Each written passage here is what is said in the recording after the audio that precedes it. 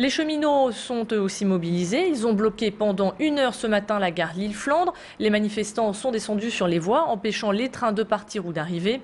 Ils ont été délogés par les forces de l'ordre. Et ensuite, après les routiers et donc les cheminots, c'est au tour des lycéens. La plupart des lycées de la métropole sont bloqués. Ce matin, à Tourcoing, le lycée Colbert était paralysé.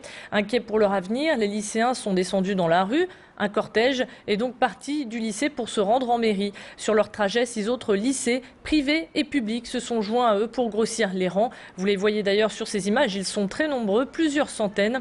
Ils ont ensuite convergé vers la Grand Place de Tourcoing, un mouvement de colère qu'ils comptent poursuivre jusqu'à mercredi. Élodie Bernachon a rencontré Adèle, il nous explique pourquoi lui aussi fait grève. Il y a déjà pas mal de monde et on va essayer de continuer toute la semaine s'il faut, quoi. On a tous notre place parce que nous aussi on est concernés par la retraite. C'est peut-être c'est pas dans un futur proche, mais on est quand même concernés. C'est nous, nos parents, nos amis, tout ça, donc on est concernés.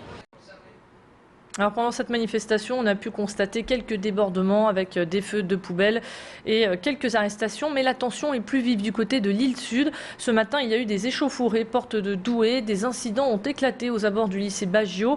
Une centaine de jeunes s'est opposée à la police. Une voiture a été brûlée.